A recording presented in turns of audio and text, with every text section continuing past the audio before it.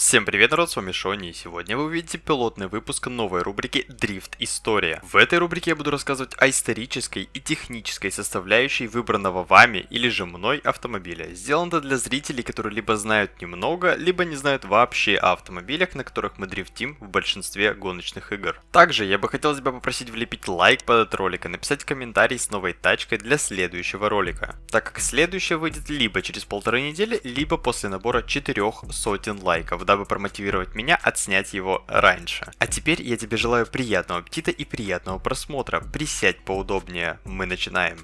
В сегодняшнем выпуске вас ждет Toyota AE86 Hachiroku, также известная как Toyota Sprinter Trueno. Кстати, название Hachiroku произошло от цифр, так как с японского языка Hachi это 8, а Roku это 6, AE86. 86 В марте 1972 года в модельном ряду Toyota впервые появляется две спортивные модификации Sprinter Trueno и Levin. По сути, это были два одинаковых автомобиля, не считая внешних изменений в виде оформления передней облицовки, задних фонарей и еще нескольких деталей, которые их отличали друг от друга. Кроме того, история этих автомобилей началась с участия в ралли, где они частенько занимали призовые места. В начале 80-х годов большая часть автопроизводителей начинает отказываться от заднеприводных автомобилей, и Toyota не становится исключением. Но в случае с Levin и Trueno руководство компании решило сохранить заднеприводную компоновку, и, как показало время, это было верным решением. AE86 последняя заднеприводная модификация Levin. Кроме того, это последняя легкая заднеприводная Toyota, не считая кабриолета Toyota MRS, который имеет среднемоторную компоновку, но сегодня не об этом. Далее, специалисты и инженеры модернизировали подвеску и установили новую дисковую систему тормозов. Но главное, под капотом AE86 прописался новый двигатель 4A GE. Это первый четырехцилиндровый мотор японской компании с 4 клапанами на цилиндр и 2 распредвалами. Двигатели серии 4A, используемые в автомобиле AE86, также высоко ценились за отличные технические характеристики, большой ресурс двигателя, его несложное устройство и простота модификации. Что касается трансмиссии, то AE86 была доступна с 5-ступенчатой механической коробкой передач или с 4-ступенчатым автоматом. В довесок ко всему, автомобиль, в зависимости от модификации, имел снаряженную массу от 925 кг до 940 кг, что в совокупности позволило AE86 стать легкой и быстрой машиной, которая имела острое и точное управление. Сейчас немного сухих фактов. Hachiroku имела две вариации двигателя на 85 лошадиных сил и 1,5 литра и на 130 лошадиных сил 1,6 литра. Разгон до сотни он совершал за 8,7 секунд. Также, для краткости, код шасси AE86 обозначает 1600-кубовую заднеприводную модель.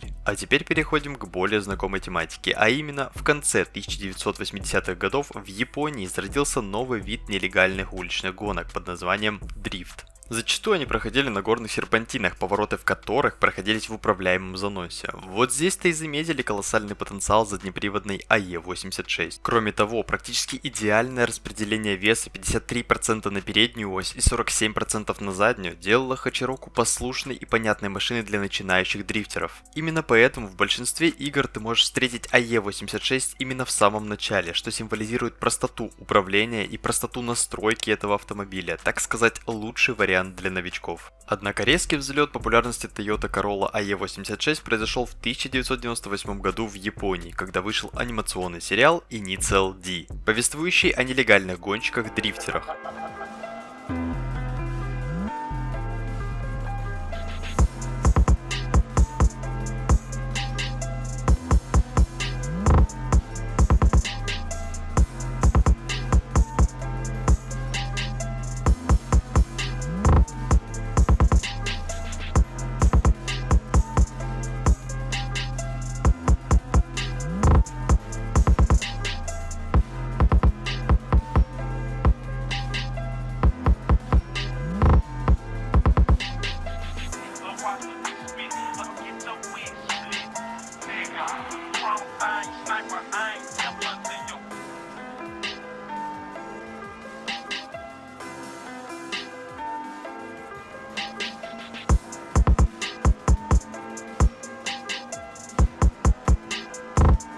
следствие, рост популярности АЕ-86 немедленно отразился на ее стоимости. После выхода сериала цены на машину с каждым годом росли, достигнув совсем уж неприличных значений на то время. На данный момент АЕ-86 на российском рынке можно приобрести от 70 тысяч до 350 тысяч в зависимости от состояния. В 1987 году модель была снята с производства. Всего было выпущено около 35 тысяч Sprinter Trueno и 66 тысяч Levin. Как бы то ни было, в завершении скажу, что Toyota Corolla AE86 стала одним из самых выдающихся японских автомобилей. Его успехи в автоспорте, дрифте и поп-культуре сделали этот автомобиль легендарным еще тогда, но таковым он остается и по сегодняшний день. А на этом я буду потихонечку заканчивать, ребята. Если вам понравился ролик, можете поддержать меня пальцем вверх подпиской на канал. С вами был Шоня, всем спасибо за просмотр и всем пока!